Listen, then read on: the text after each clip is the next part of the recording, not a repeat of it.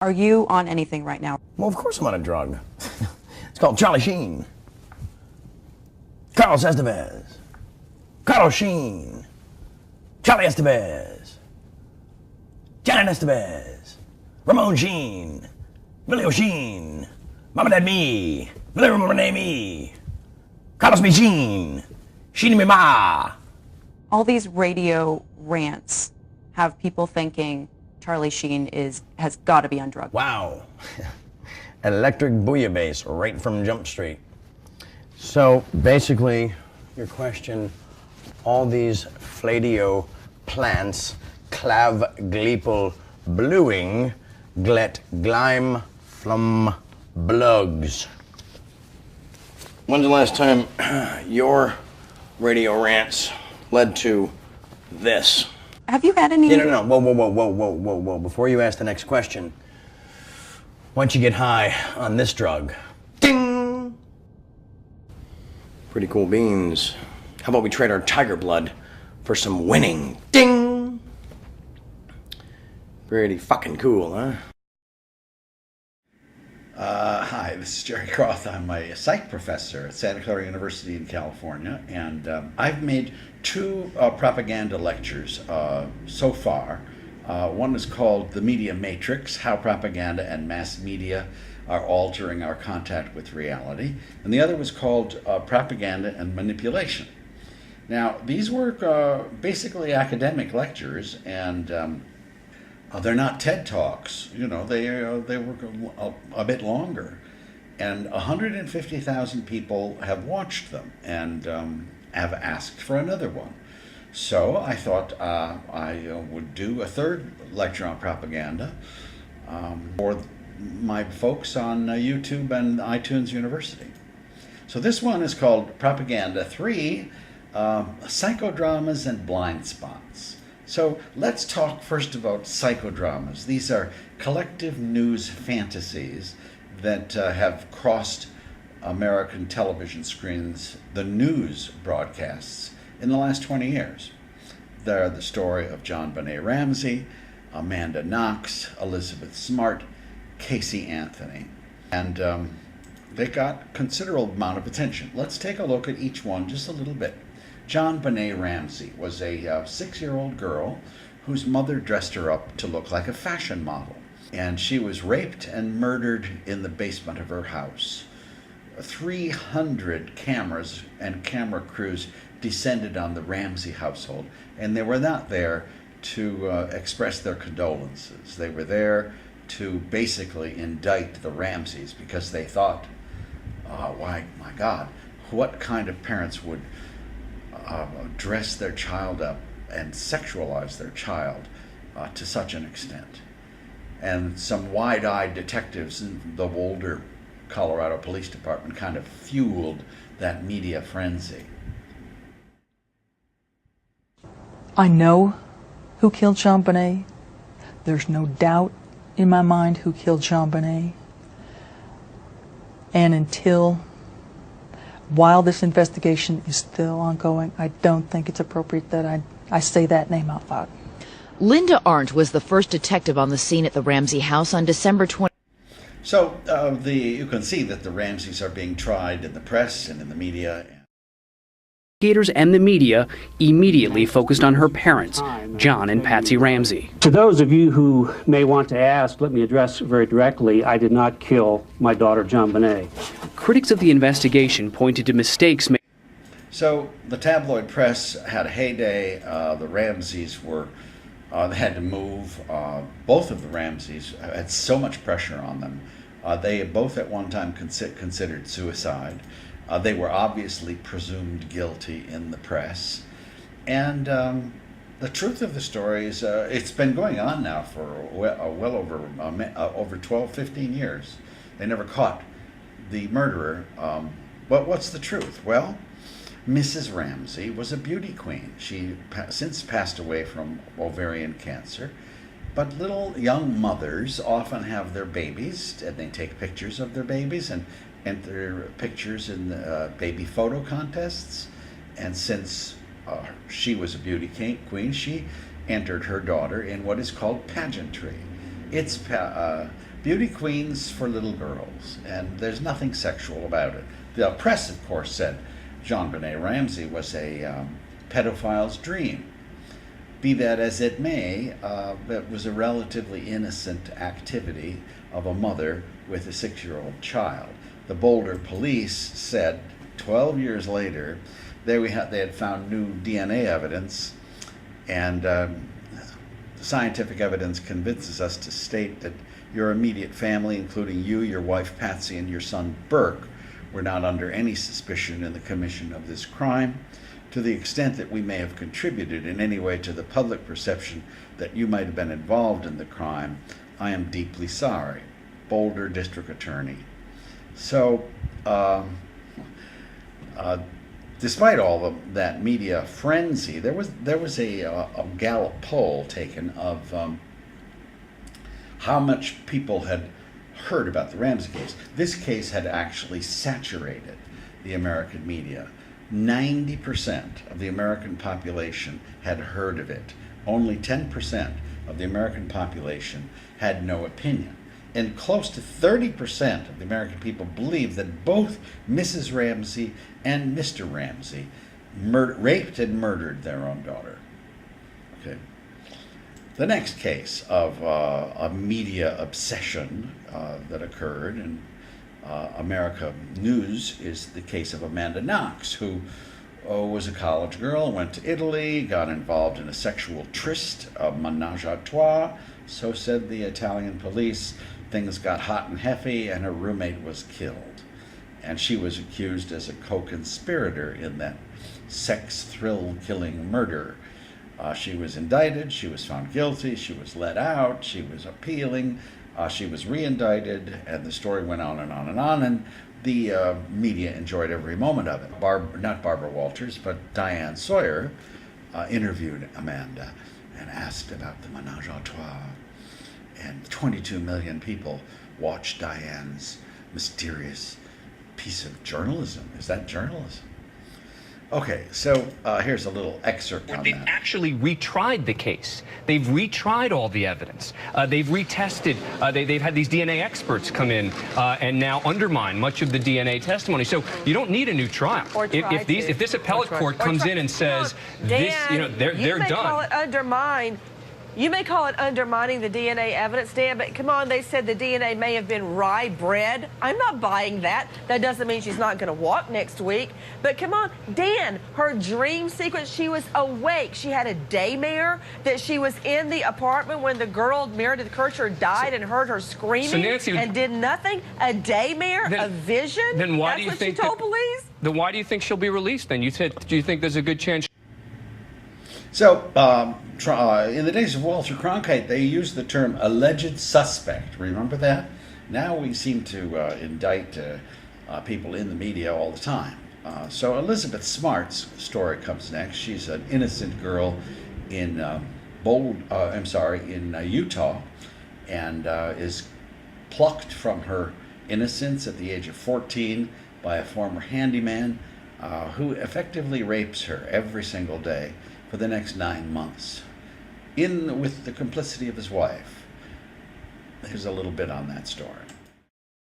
Who had reportedly been forced to live for months as Mitchell's young wife is reunited with her elated family, and Mitchell and his alleged partner in kidnapping crime, Wanda Eileen Barzee, are behind.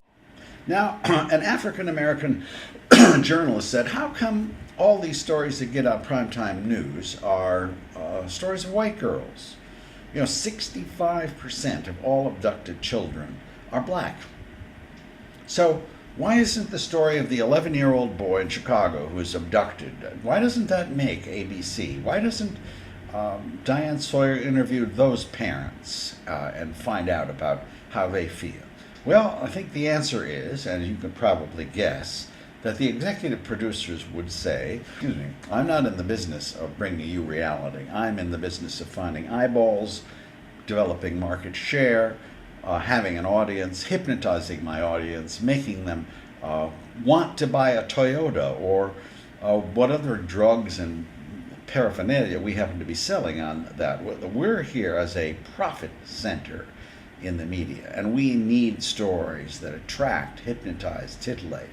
So that's why they are what they are. Now, Elizabeth Smart had a lot of PTSD. She was still a teenager, but the media still wanted to know everything about it, particularly Nancy Grace. She came on television after she was released. Those two, by the way, were given 430 years in prison. But Elizabeth Smart wanted to represent a bill for a senator on abducted children. She did not want to talk about her experiences. That is not what Nancy Grace wanted. Kidnappers tell you they would hurt you or your family if you tried to get away? They did.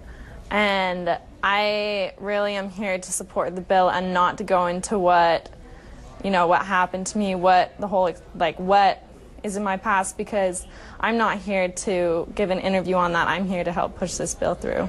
And I want you to push the bill through, and I want people to hear your voice. When we take a look back, there is a shot of Elizabeth Smart, and here she is 4 years later, and frankly, it's a miracle that she was ever found. A lot of people have seen shots of you wearing a burqa. How did you stay out of that thing? I'm really not going to talk about this at this time. I mean, that's something I just don't even look back at, and I really, to be frankly honest, I really don't appreciate you bringing all this up. I'm sorry, dear. I thought that you would... Well, on we go to our next collective fantasy, which is the case of Casey Anthony, which involved a mother who was accused. There's been so much media scrutiny of this case for the last 3 years, and probably no one in the media covered it with as much passion or as much controversy as Nancy Grace of HLN. She's with us right now. We're going to go to her in just a second. But first, here's a look back at some of Grace's coverage of the defendant she called Tot Mom. Tot Mom Casey Anthony on trial for the murder of her 2-year-old little girl, Kelly. Tot Mom now going after her brother and father relentlessly. For 31 days, she didn't report her daughter missing. Today, a complete shift in Tot Mom's appearance and demeanor in court, laughing, smiling, joking. You're not going to get a fair verdict every single time you go to a jury. Somewhere out there, the devil is dancing tonight. And Nancy Grace is right here. So George Stephanopoulos asked her, well, she was found not guilty after all of your parade of indictments. Are you guilty of media assassination? He asked her, and she said, no, George, I'm just in pursuit of the truth. Well, Jon Stewart did a very funny expose of Nancy Grace as she was on her way to another sex including story. Another good crime drama, the kidnappings in Cleveland, from their current locations. Ashley Banfield from a parking lot in Phoenix reporting via satellite with Nancy Grace, who seemed to be in the same parking lot in Phoenix. I'm basing that, of course, on the fact that the cars that are passing by Ashley Banfield's location box also appear to be passing directly into Nancy Grace's box. So, these stories have something in common. Okay, they are about incest, murder, pedophilia, sex slaves, kidnapping, menage a trois, child murder, and murder. They're the stuff of soap operas in the afternoon. They are the stuff of B novels. But now they are the stuff of the news. And they have penetrated the news in a way that you will be surprised to see the degree of saturation these kinds of stories have. So as a social scientist, I wanted to make a comparison. We have 4 collective news fantasies, psychodramas. Let's take a look at 4 historic stories in the media. Okay, let's take a look first at things that affect human beings and that are not titillating. They don't have a sexual subtext, but they are relevant to the status of the human race and on this planet. If you remember the story of Fukushima, 2011, nuclear reactors destroyed in a tsunami. According to Dr. Janet Sherman, the site today, 2016, is so radioactive and unstable, it may never be contained. There are areas of these reactors that they have not even invented appropriate instruments to go and measure what's going on there because it's so highly radioactive. The amount of radiation from Fukushima that has now reached North America is probably nearly as much as was spread over Japan during the initial disaster. Cesium has been detected on the shores of California. So it is still a very, very big and important story. Let's go to our next factual, historic story, the Higgs boson. Professor Higgs in 1960 suggested there was a particle that would explain how mass was created. It would have completed the standard model of physics, which some people call the most important scientific theory in the history of the human race. Higgs boson nailed that theory to the wall. Okay? It was considered by one physicist the greatest discovery of all time in physics. He won the Nobel Prize for it. Okay, it got some coverage in the news, clearly important for the human race. The Indonesian tsunami in 2004 killed over 200,000 people in 9 different countries. It was a major natural disaster. We were trapped on a roof and we were helpless. Shit.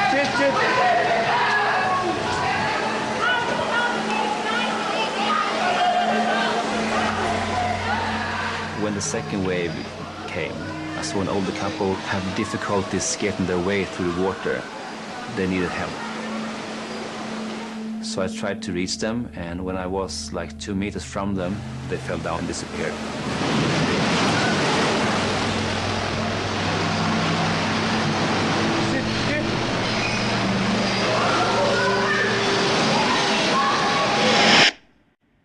The next story I want to take you to is the British Petroleum Deepwater Horizon spill in the Gulf of Mexico. Between 90 and 180 million gallons of oil spewed into the Gulf of Mexico.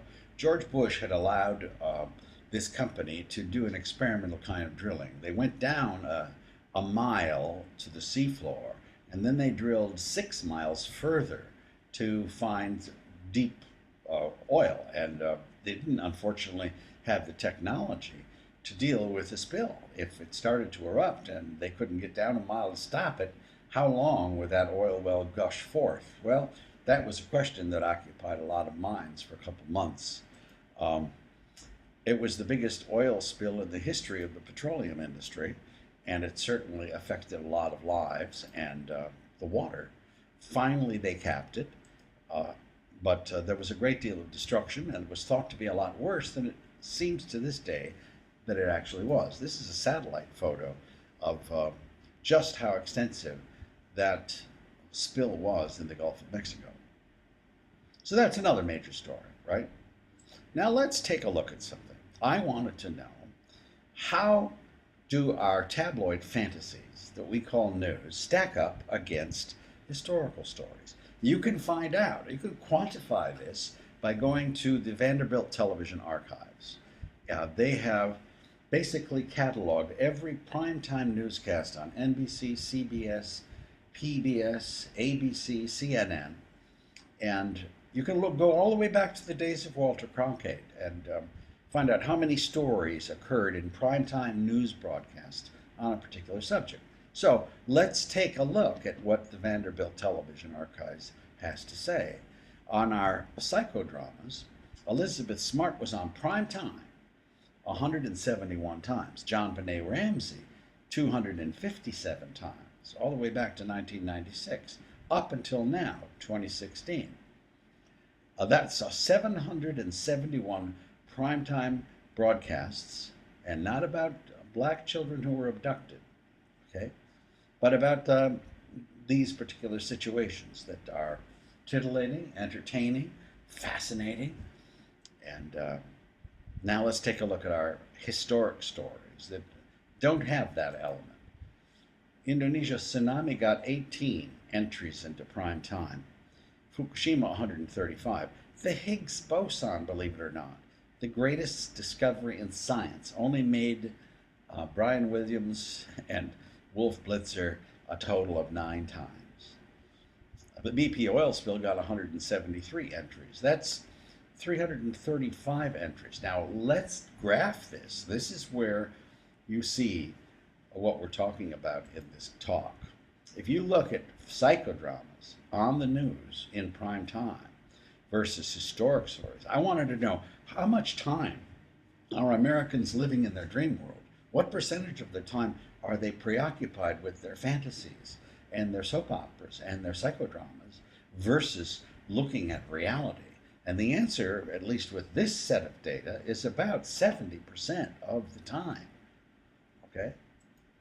According to one journalist, John Avlon, the news is increasingly artificial in urgency, fiction parading as fact, and it is making us stupid. Charlie Sheen and the Kardashians were mentioned more on television and in newspapers than the war in Iraq. It is a sign of society amusing itself to death. So we are living in a world that is far more skewed and distorted and strange and bizarre than we realize. We are gradually, as a people, losing contact with reality as we swim in this confusion between our fantasies and our psychodramas and reality that surrounds us. So, if you look at tabloid journalism, propaganda, and consciousness, like the National Geographic did, this is where it gets really kind of scary. The National Geographic did a study not of second graders, but of adults 18 to 24 on how much they know about geography. Okay, 63% of this population could not find Iraq on a map. 50% couldn't find Ohio. 51% could not find Japan. 75% did not know that Muslims are the majority religion in Indonesia. 54% did not know that the Sudan is in Africa. 30,000 people died of starvation in the Sudan recently. And half of the American population doesn't even know where that place is. Can't even identify the continent. Now, this extends beyond geography. The National Geographic was arguing for better teaching of geography in our schools. But the level of stupidity transcends geography. This is another sample of young adults, 18 to 24. 70% did not know that Roe versus Wade was the Supreme Court ruling on abortion. 80% did not know that the Senate was made up of 100 senators. 30% still believe that Alan Greenspan was the head of the Federal Reserve, although he retired over a decade ago. 60% did not know that the Amazon went through South America. Remember that propaganda basically means that you're lying in the widest sense of the term. You're being lied to. So when we think about propaganda, we're actually asking this question. If I was an executive producer of a news show, I would ask you, I was interviewing, and I would say, well, would you like to hear stories about bad things that people have done to you? And you'd say, yeah, that to me would be news.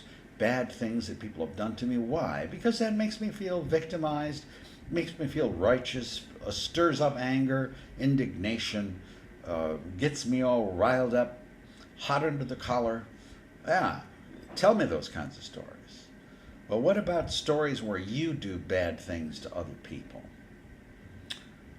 How do you feel about us telling you bad things that you do to other people? No, I'm not interested in that. Because why do you want to rub my nose in it? Okay, I'm not interested in watching a show where you shame me, rub my nose in, make me feel bad about my country. So, no thank you. I'm going to turn off your show. I'm not interested in watching that kind of stuff. So, you may have conspiracy theories about what propaganda is or the Illuminati behind it, but as a psychologist, there are certain psychological processes that are governing a lot of the propaganda we're now talking about. This first story, we're now going to look at blind spots, things that we don't know anything about. Okay? Things that we have blocked either because of denial or because we just don't want to hear about them. So let's take a look now at 3 blind spots. The first one is a story of Lockerbie versus Flight 655. If you think about your thing in your head, you say, well, I think I've heard of Lockerbie, but I have certainly never heard of Flight 655. Well, what is Lockerbie? Lockerbie begins in 1988. Muammar Gaddafi threw a bomb in an American dance hall in Berlin, killing 2 soldiers. Ronald Reagan didn't like it, sent the Air Force to Libya and killed 100 people, including Gaddafi's 18-month-old baby. He didn't like that, and so he had 2 of his agents put a suitcase bomb on a flight from Frankfurt to Detroit, killing about 270 people, so many on the ground. It crashed in Lockerbie, Scotland. Here's a little bit about that story, which I assume you've heard about in some, even though it's long distant past. December 21st, 1988. In a few short, violent moments, 270 people died. 11 of the victims were killed on the ground in Lockerbie when debris from Pan Am 103 rained down on their streets and homes. The aircraft, luggage and bodies were scattered over a wide area. People from 21 countries filled these coffins. 189 of them were American. The investigation that started at this massive crime scene led investigators to 2 suspects, Libyan men, Abdel Basset Ali al-Megrahi and Al-Amin Khalifa Fima. Libya refused to hand them over until 1999. A year later, their trial began at a special Scottish court sitting in the Netherlands. They were accused of being Libyan intelligence agents and planting a bomb in a suitcase on the doomed flight. After the Lockerbie trial, relations between Libya's President Gaddafi and the world began to warm. Libya paid compensation to the families of Lockerbie victims and accepted responsibility for the bombing. It abandoned its nuclear weapons program. Libya was considered open for international trade and diplomacy. So that gives you a little brief review of the Lockerbie issue. From 2 people who lost loved ones on the Pan Am Flight 103 bombing. Rabbi Stephanie Bernstein's husband was killed. Michael Bernstein, Brian Flynn lost his brother. So it wasn't over in 1988.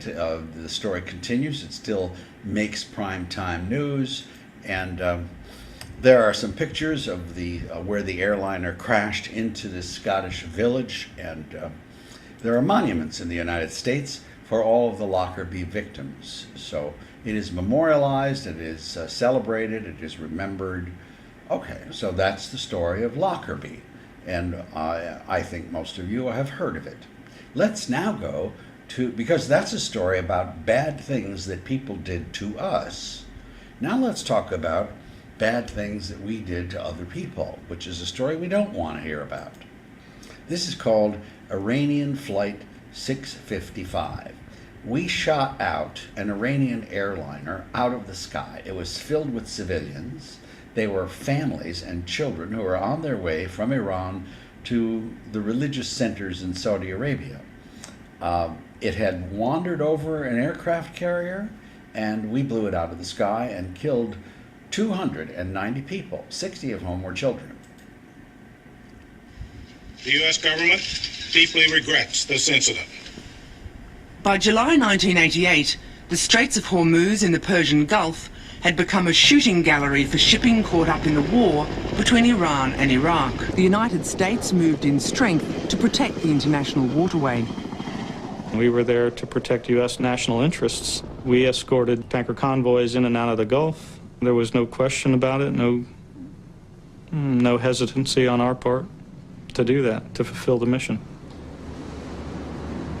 Early in the morning of the 3rd of July 1988, the USS Vincennes moved into the Persian Gulf.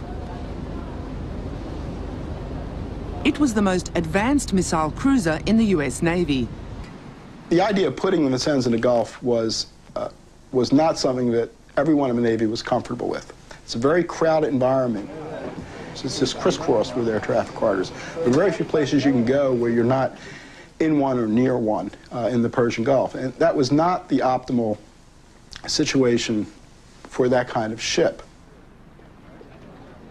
The Vincennes had only been in the Gulf for a few weeks. In that short time, it had already acquired something of a reputation. One of the lieutenants on the Nicholas told me that they didn't think highly of the Vincennes and that the ship was considered trigger happy. The captain of the Vincennes, Will Rogers, was seen as a man hungry for action and on the fast track to the coveted rank of admiral. We remain alert and we'll stay alert, but at the same time I don't want to ever give the impression that we're leaning forward on our toes to get a major conflagration started here. That's not the case at all. So the aircraft flew over, was shot out of the sky, and it was reacted to by Iranians with horror. It was an act of terrorism. 10,000 people demonstrated in the streets of Tehran, coffins, grieving widows, all sorts of stories on Iranian television about American terrorists who killed innocent children and men and women and families. But we didn't really cover that story much at all on our media. Captain Rogers, actually, under George Bush, and by the way, no one was demoted, and no one was prosecuted, and no one was fired for this act. Captain Rogers was given the Legion of Merit a few years later, and for outstanding service. But Iranians didn't like the idea. They sent some agents to San Diego and found his wife's SUV and set his wife's SUV on fire, because obviously there was a considerable amount of Iranian anguish and anger about this incident. So I want to bring up some commonalities, and then we'll talk about differences. The commonalities, both of these stories, Lockerbie and Flight 655, happened in 1988. Both killed innocent civilians. Both killed children, 6 in Lockerbie, 66 on Flight 655. Both were perceived by their respective populations as acts of terrorism and injustice. Okay? Now, if you graph the number of deaths from 655, it's greater than Lockerbie. Okay? 290 versus 270. Now, if you graph the amount of compensation that was paid, we demanded $2.7 billion from Gaddafi to be paid to the families that were killed on Lockerbie, and he paid it. We paid. We admitted guilt quietly, not covered by the media. We admitted guilt and paid $61 million to the victims of Iranian Flight 655.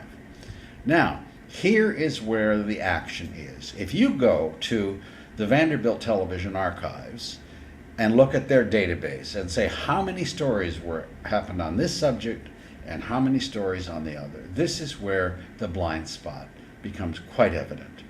The total number of primetime stories about Lockerbie and Wolf Blitzer interviewing the victims of that crash, 333.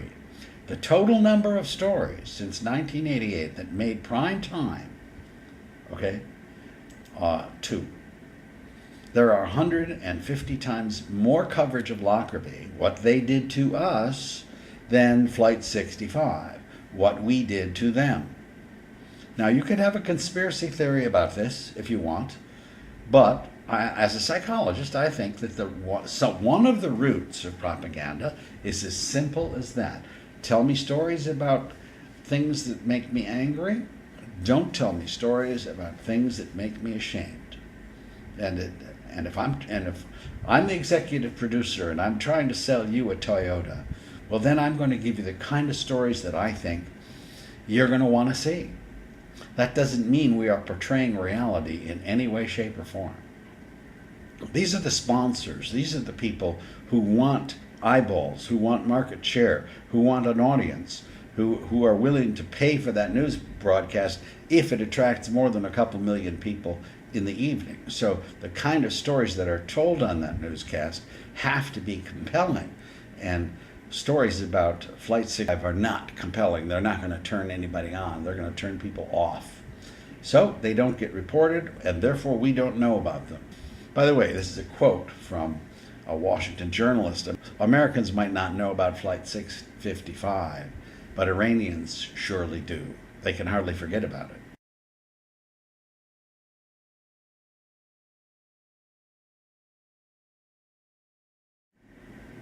We're going to our next blind spot.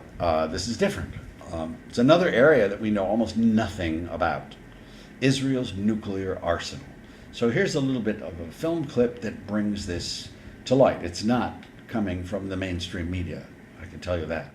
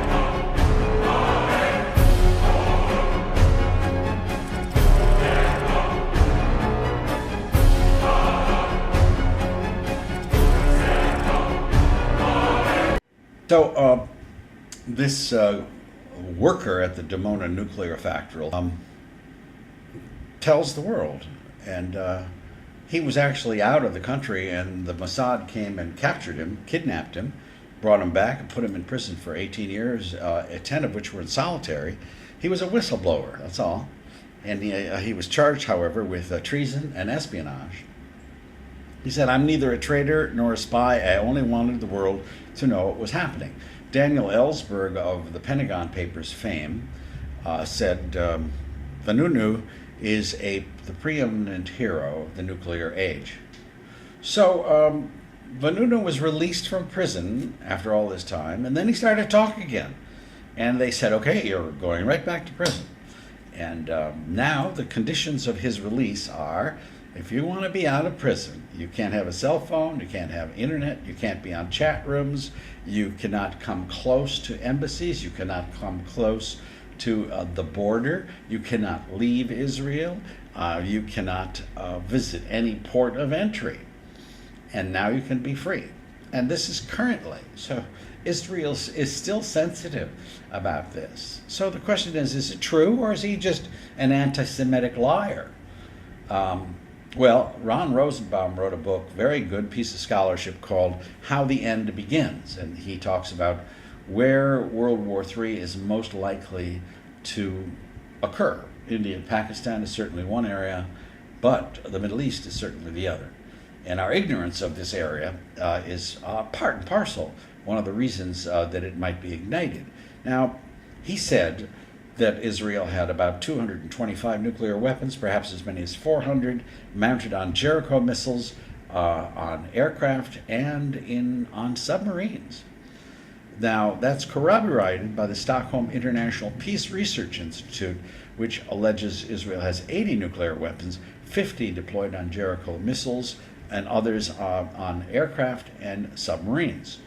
So there are differing numbers, but 80, 225, some say 400. But very few say none. So there's the Jericho missile, there's the Dimona nuclear facility. But the most interesting thing is that Israel has purchased submarines from Germany that house what are called submarine-launched cruise missiles. So it has mastered the technology of miniaturizing nuclear weapons. It has placed them on cruise missiles and has put them on submarines directly off the coast of Iran, within 15 miles of the shores of Iran, Israeli nuclear submarines have primed nuclear missiles pointing at them 24 hours a day. So this is our blind spot. We never talk about this subject. But let's take a look at all of the questions that have never been talked about by any president, any Secretary of State, any Department of Defense official.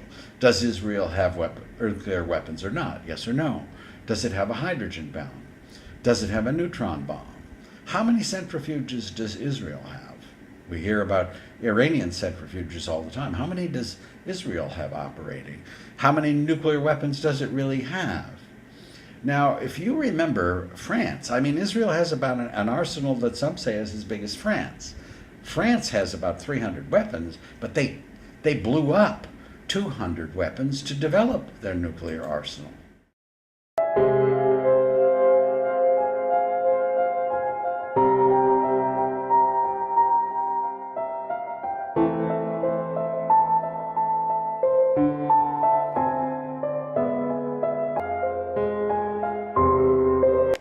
So let's think about it.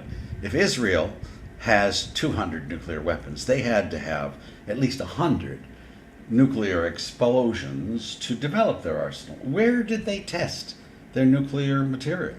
Where did they blow up 100 nuclear weapons? Their country is 290 miles long and 85 miles wide. If they did it in the Negev Desert, then the Negev Desert has pock marks of 100 radioactive pock marks throughout the desert. Did they test their weapons on American soil? Where did Israel test its weapons? So, there are a lot of questions to ask on this subject, and we have to realize there is a total news blackout in the United States. Tom Brokaw interviewed Ronald Reagan, never brought the subject up. Matt Lauer interviewed George Bush, never got around to that issue. Thomas Friedman of the New York Times has written about Israeli nuclear weapons, never mentioned it to Barack.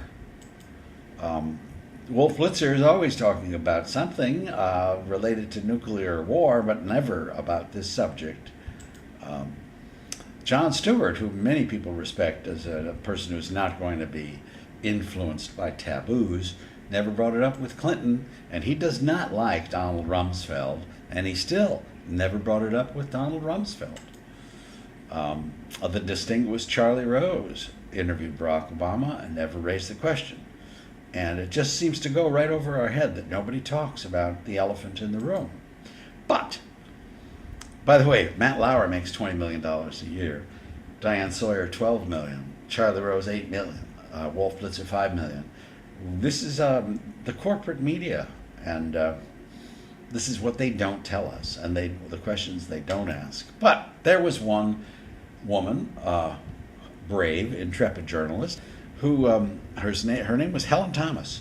She was in the White House press room for 57 years. She started under Eisenhower. She went through 11 administrations, and she had the courage to ask the forbidden question. She asked Barack Obama a very well-worded question. She said, "Mr. President, do you know anyone in the Middle East that has nuclear weapons?" Very simple question. Never before asked of any president. What do you think Barack said? Did he lie to the American people, who have been friends of Israel for more than a generation? What do you think he said? Did he finally come clean? He said, "With respect to nuclear weapons, I don't want to speculate." That's it. Okay, so let's go back to looking at our blind spot here, because this is the blind spot. Israeli nuclear subs are off the coast of Iran as we speak. The Leviathan, the Dolphin, the Takuma, they are on 24-hour patrol. The missiles have a range of 1,000 miles. They can hit Iran in minutes. They carry up to 16 nuclear warheads. Each one of them is about 3 times the size of Hiroshima. Iran has absolutely no defense against this. That little red spot is our blind spot. This subject is never, ever talked about on the media, on Face the Nation, in press conferences, on Meet the Press, anywhere. Not Jon Stewart, no one. Okay? Iran is under the threat of nuclear annihilation 24 hours a day, 7 days a week. They have nothing that could stop those missiles. Okay? Meant to ensure a permanent naval presence near the Iranian coastline. So there it is. Now, if you, instead, we're constantly obsessed with the idea that Iran is going to start a nuclear war. And if Iran gets a nuclear weapon, they were going to develop hegemony in the region. We're obsessed with Iran's nuclear facilities. Is it time to start another war? Netanyahu comes in front of the United Nations and warns the world of the great danger that is facing us. The Iran nuclear deal is considered weak. Cruz stands up and says, we cannot support it. We're on our way. You're next, Iran, if you continue this aggressive belligerence. Okay? That is what we see virtually every day about the Iranian situation. Now, there was another blind spot. It wasn't that blind, but if you remember, the Soviets put nuclear missiles in Cuba that could hit Washington and New York in minutes, and it was not something that Washington approved of and said, oh, well, never mind, we can live with that. No. World War III almost began after that incident. Now, what we have here is coverage of one part of this story and almost no coverage on the other side. So let's go back to the Vanderbilt Television Archives and look at the coverage of our media. These are stories that have made primetime news about a phrase called Iran nuclear weapon. You search under that phrase in their database and you will come up with 57 stories that made primetime news. If you search under the phrase Israel nuclear bomb, you get 3 stories, okay? 3 stories dating back to 1969. Okay, there was one in which in 1969 Egypt said Israel doesn't have a bomb. That made national news. I think that happened in the time of Walter Cronkite. The next story is in 1980, there was a rumor that Israel detonated a nuclear device in South Africa. Well, maybe that's where they tested their weapons. This is a single incident, however. But the following day, there was another story that said, no, Israel did not test any nuclear device in South Africa. That's back to 1980. There's nothing since under those search terms. Okay? So this here is our blind spot. There it is crossing the screen. It is right off the coast of Iran. It is pointing 16 nuclear missiles tipped with nuclear warheads ready to strike any place in Iran at a moment's notice. In minutes it can be in Tehran. No defense against them. Constant every single day. No one ever talks about that reality. Now, we have lots of blind spots, and I was thinking, what would be another blind spot to talk about? First is 2016. This is an election year. So let's talk about the blind spot that's coming up, that's facing us all. And you say, Croft, you're a psychologist. We have had enough talk about these candidates. We are saturated. We are tired of hearing about it. There is no blind spot here. We've heard it all. We know about Trump. We know all about their campaign rhetoric. No blind spot. We are saturated with this information. So this is one place you and your psychological theories can go elsewhere. So we're saying, eeny, meeny, miny, mo, who are we going to get to run the show? And there's no blind spot to hear in the minds of most people.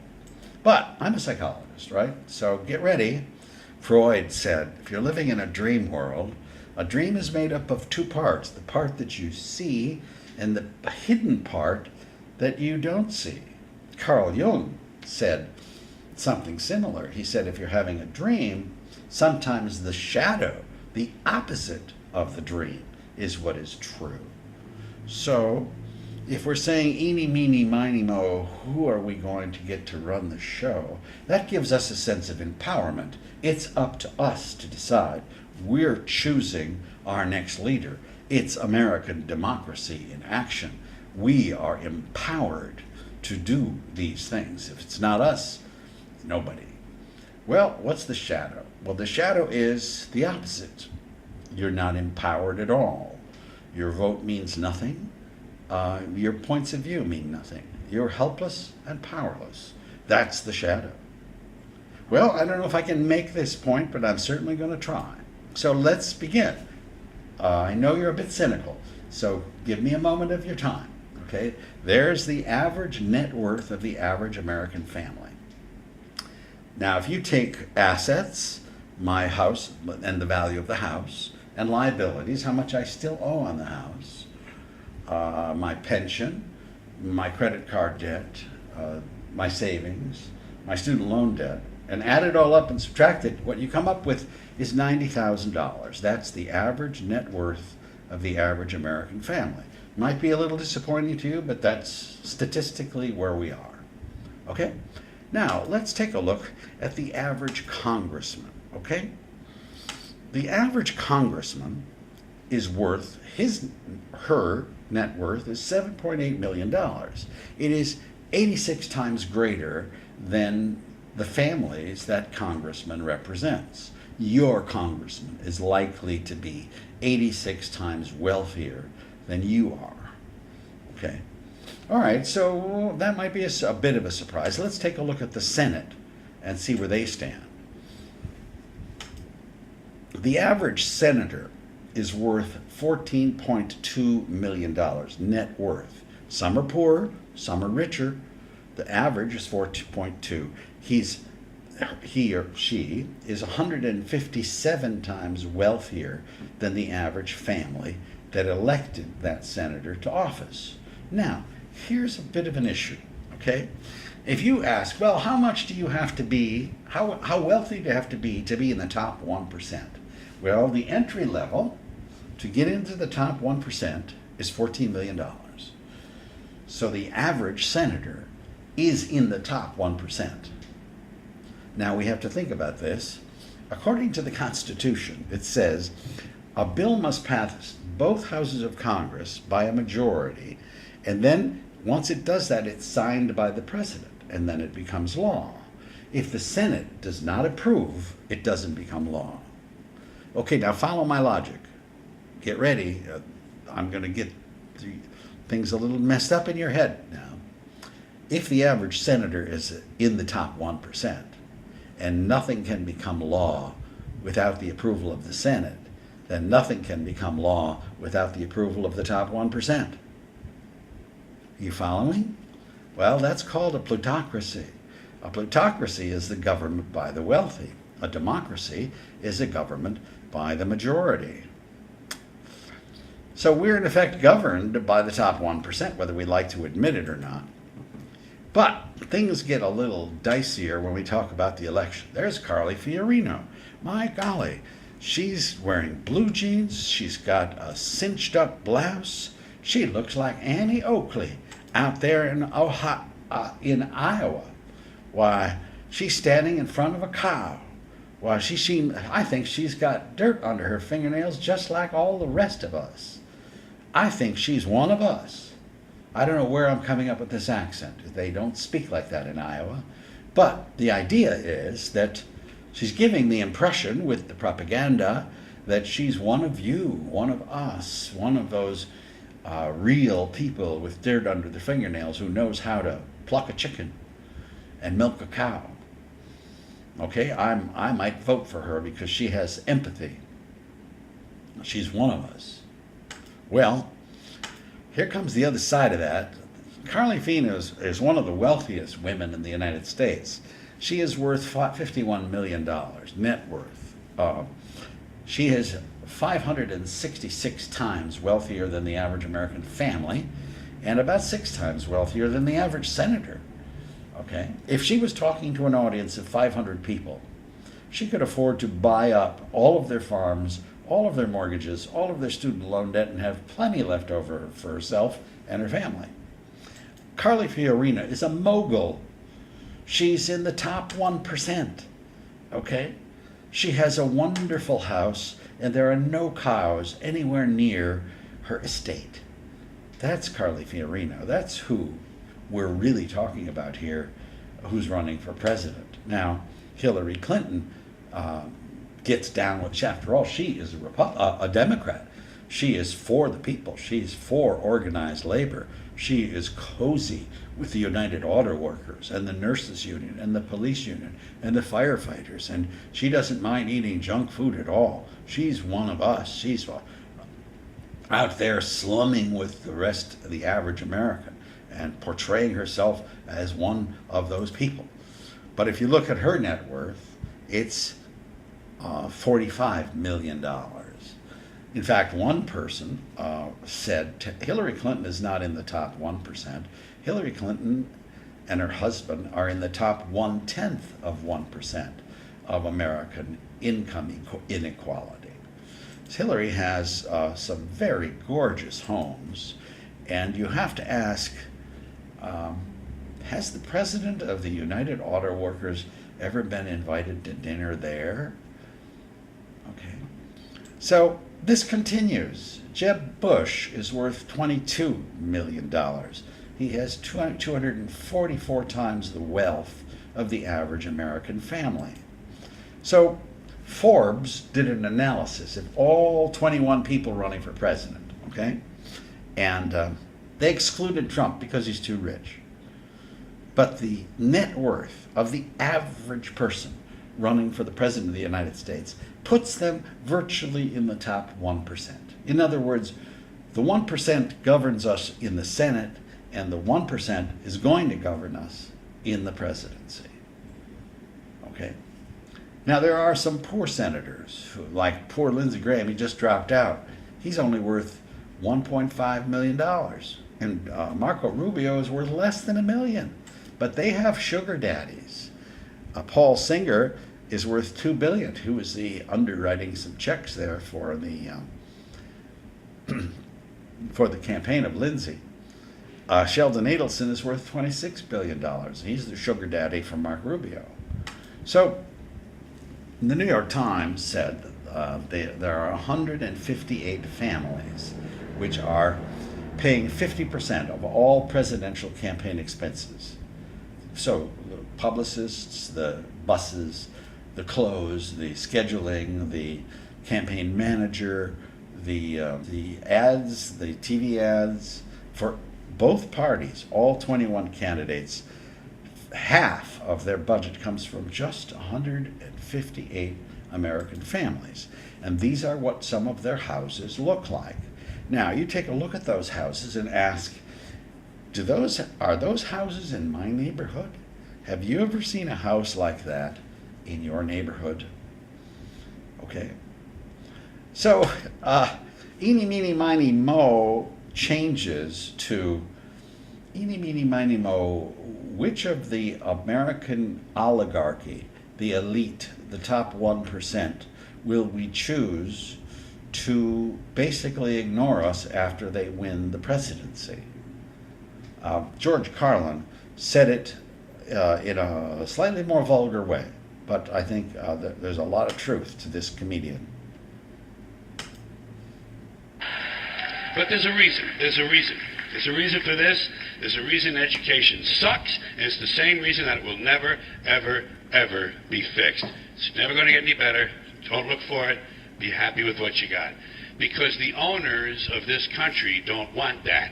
I'm talking about the real owners now. The big, the wealthy, the real owners, the big wealthy business interests that control things and make all the important decisions. Forget the politicians. They're irrelevant. The politicians are put there to give you the idea that you have freedom of choice. You don't.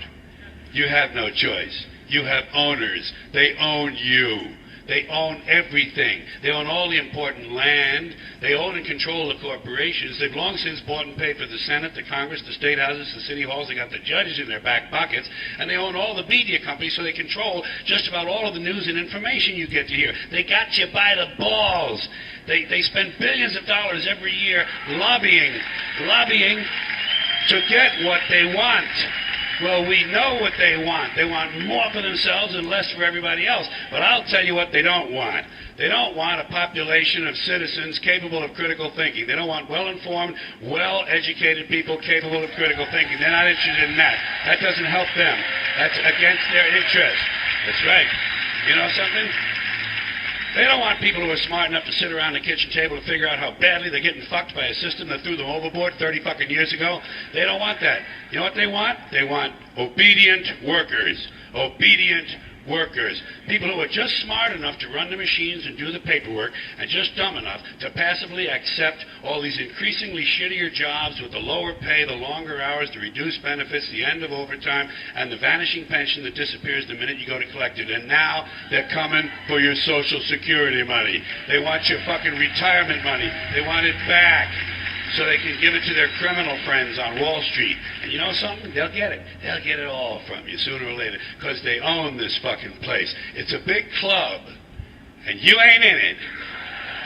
You and I are not in the big club. By the way, it's the same big club they used to beat you over the head with all day long when they tell you what to believe. All day long, beating you over the head in their media, telling you what to believe, what to think, and what to buy. The table is tilted, folks. The game is rigged. And nobody seems to notice. Nobody seems to care. Good, honest, hard-working people, white collar, blue collar, doesn't matter what color shirt you have on.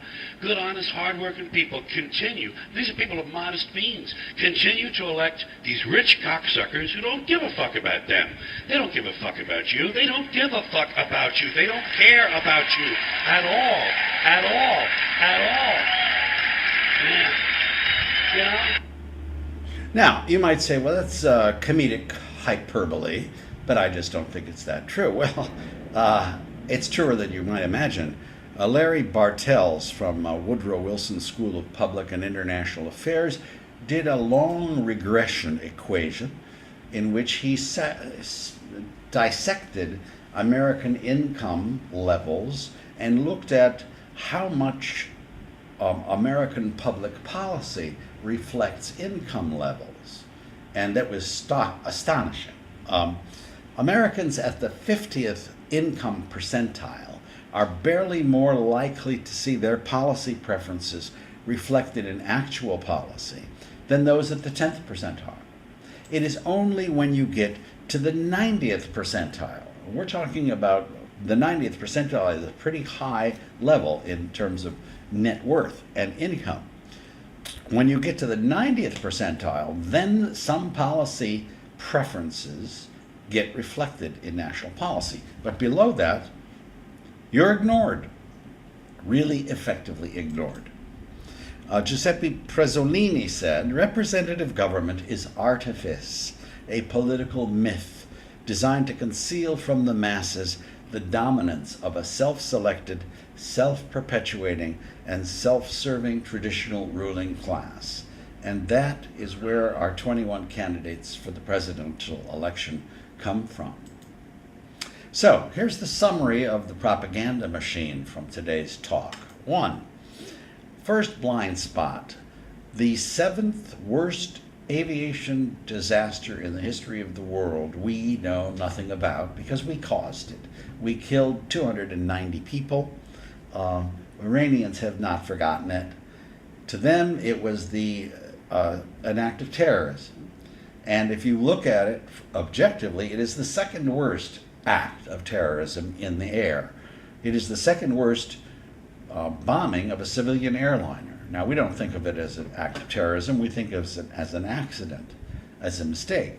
But from the Iranian perspective, it is the second worst act of international terrorism in the skies. But the point of this talk is we don't know about that story. The second story we don't know about is that there are nuclear missiles in Israel, nuclear weapons in Israel, nuclear missiles on submarines that are 12 miles to 15 miles off the coast of Iran every single day, 365 days a year, pointed at Iran. And there's a story right there that just came out a couple of weeks ago of the 6th submarine that Israel bought for $2 billion from Germany. It's a long article published by United Press International. There is absolutely no mention of the fact that the purpose of that submarine is to carry nuclear weapons and to launch submarine-launched cruise missiles. 70% of that story is censored, and we don't even notice it. And our third blind spot is that we are far less in control of our destiny in the 2016 election than we are told that we are. So in the meantime, instead, more distraction and denial, more psychodrama, more hypnosis, more Nancy Grace, more Geraldo, more sex slaves, more titillation, more anesthesia to keep us living inside the dream instead of becoming conscious of the reality of our lives. Thank you very much for watching. Okay, what? Does he have a penis? Well, that's the part everybody wants to ask, but everybody's afraid to ask, right? I really don't have another way. I was grasping for words. I didn't know quite how to put it out there. That's a video from East Keeping Up with the Kardashians. The best answer I've got is that she has said in the past that'll be the last part. If she ever decides to go there, that'll be the last part that happens. We've got no reason to think it's happened yet. But we see the new face. The facial reconstruction surgery went so well. We see it on the cover of Vanity Fair with Caitlyn Jenner there. Additionally, we see quite an impressive chest that was not there a few months ago. So you can see there has been a dramatic change, and that's why she was posing for these pictures.